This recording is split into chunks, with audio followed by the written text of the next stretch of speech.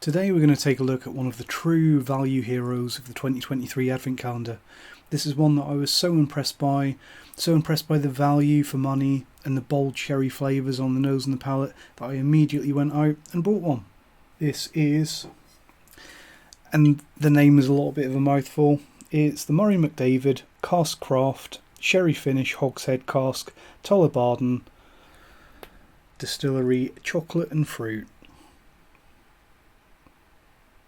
So very kind of retro, no frills label, a little bit kind of old fashioned, but we like that, it's got character, I like it anyway.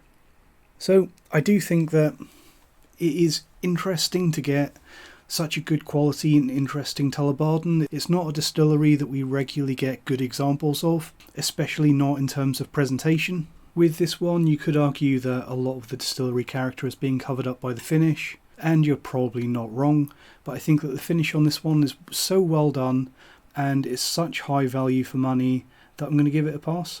So the specs on this one, it is a no age statement release. It comes in at an ABV of 44.5. The batch that I'm reviewing here, apparently there are multiple batches of this because mine is batch SHRY02. We know that this is a Tullibardine single malt, and we know that it's been finished in PX and Oloroso sherry casks from Jerez, Spain. Interestingly, as I've noted before, with this one, which is also an ACO product, as the Smoky Scott is, with this one they tell us that it's natural colour, but they don't mention anything about chill filtration. In my opinion, looking at it, I would guess that it probably is chill filtered, perhaps. Which is a shame. Either way, it's a shame that they don't tell us. But it is interesting with this one, they don't tell us about colouring, but they do tell us that it's non-chill filtered. With this one, it's the other way around.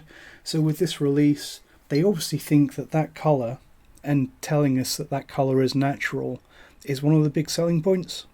So yeah, it is a shame that they can't tell us that this is a full craft presentation. But to be fair, it does have a little dog watermark on the label. Look at that. And unlike some, you don't even have to pay £150 to get an animal on the label. So let's get some in the glass and see what we've got.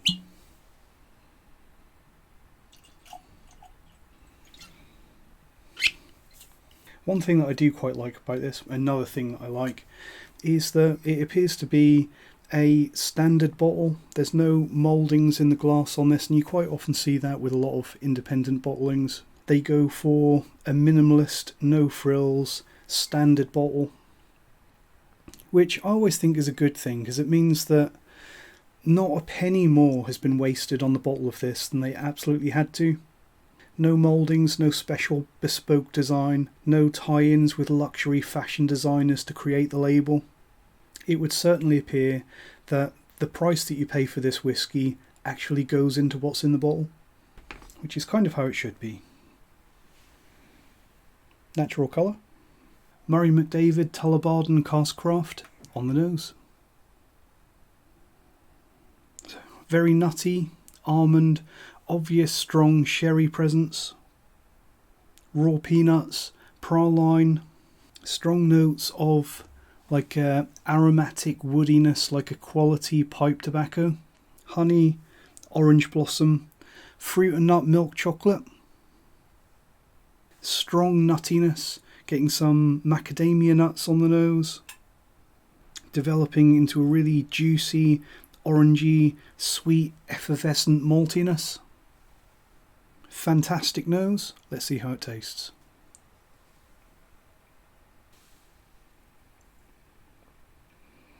Rich, nutty maltiness, really good integration actually between the sherry cask finish and the base spirit.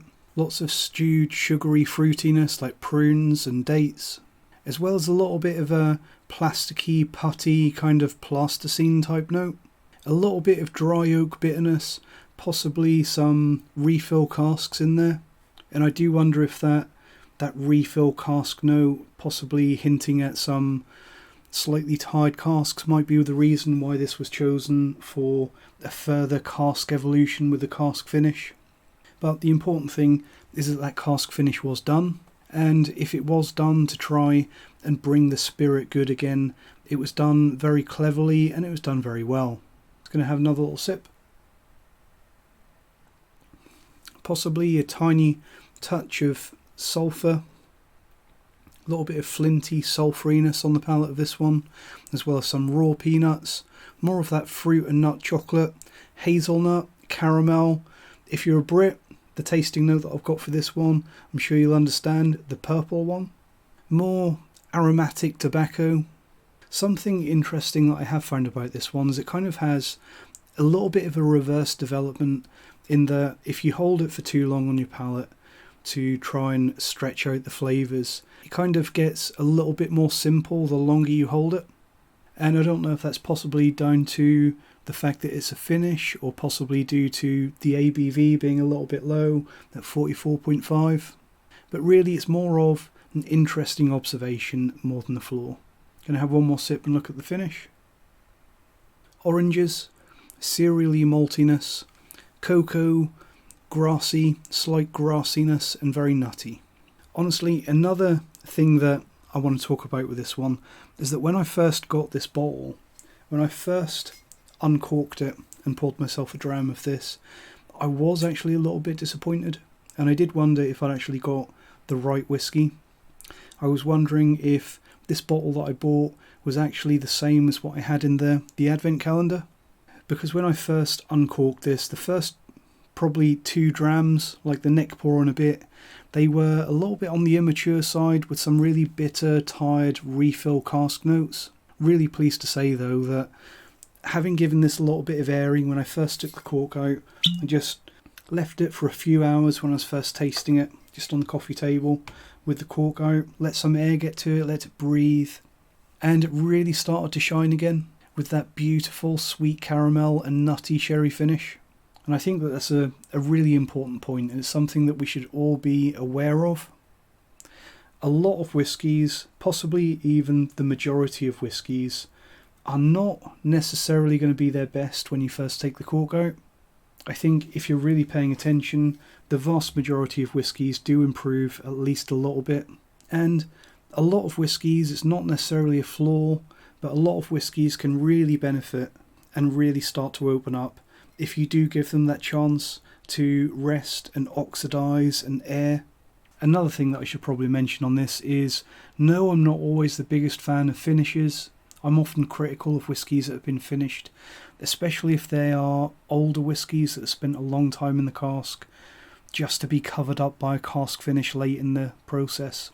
But I think with this one, it's so reasonably priced, and it's a young, accessible dram anyway, and the finish has been done so well, and it really works to the extent where I'm willing to turn a blind eye.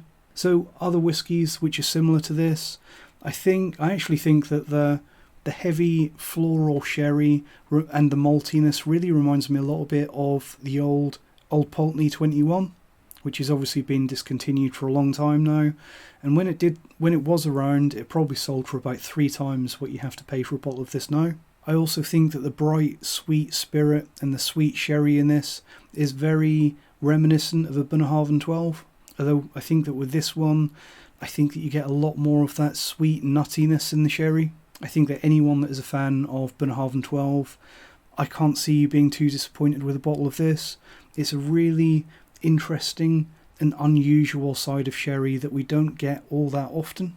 I think that the interesting sherry notes in this one kind of make it worth buying and trying in itself. And of course, it's excellent value. So I was going to sign this video off at this point, but seeing these two here, it's kind of got me thinking. It's got me thinking about something, because I'm recording this video the day after I recorded the review for Maclean's Nose, and I've still got it down here. Our very approachable and affordable, accessible blend. Yeah, I had some slightly negative things to say about this, but I do think that this is a quality whiskey which is worth every penny of the price. But when it comes to blends, I kind of think that it's a little bit of a shame with this one that it has got that 30% grain content. And looking at these two here, in this one we've got some fairly ballsy peat, and obviously some fresh sherry casks in this one, and obviously a good deal of maltiness as well as that grain. And with these two here, we've got this one which has obviously got a strong sherry presence, and we've got bucket loads of peat on this one, and they're both quite malty whiskies. So you can probably see where I'm going with this. And that's that when you're looking at blended whiskies like this very good offering from Adelphi and Diageo and all of those companies, Chivas, they're not the only players in town when it comes to making blended whiskey. There are groups around today who have an enormous access to a wide range of single malts for blending, and that's us. And that's what got me thinking about trying to recreate a little McLean's nose, but without that grain. So I've got a reasonable measure of our Murray McDavid Tullibardine Cask Craft here.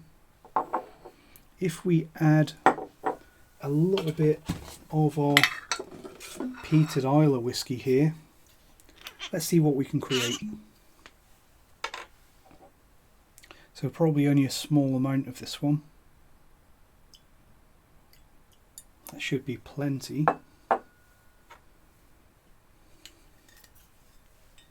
Let's give it a few brief seconds to marry.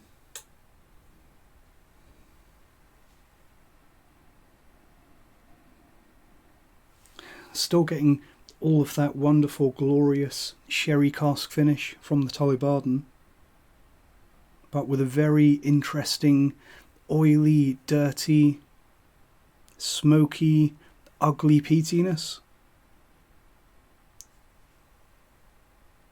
And on the palate, I actually think that the really strong, dirty peatiness on this one, as was the case with the early days of heavily peated Islay whiskey, in the early days it was never meant to be drunk on its own. It was a specialist niche blending component to add character whiskey, and I think that this 5-year-old Caol Ila here is doing exactly that. It's adding another key dimension to this little home blend, and it's actually blending surprisingly seamlessly.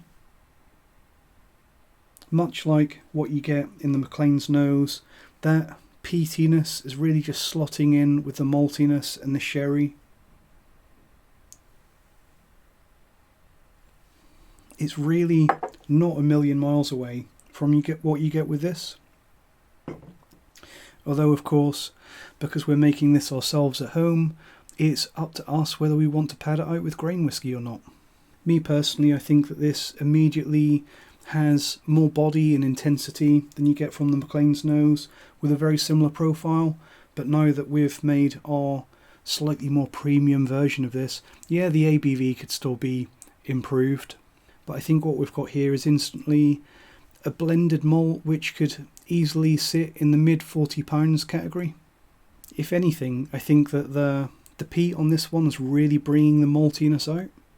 And I think that may actually be one of the real high points of the Smoky Scot. Absolutely fantastic whiskey on its own if you're into your really heavily peated Islay whiskies. But as a blending component, you need so little of this to do so much. Really fantastic experience, and highly recommended that you try something similar to this yourself with your malts at home. Because if you are lucky enough to have a fairly extensive and diverse collection of single malts, you're really not getting the most out of your collection if you don't at least occasionally experiment with a bit of home blending. So hopefully this video will spur some of you into action, not only buying some of these fantastic whiskies, but also in trying a little bit of home blending. Let me know how you get on. Thanks for watching, and cheers.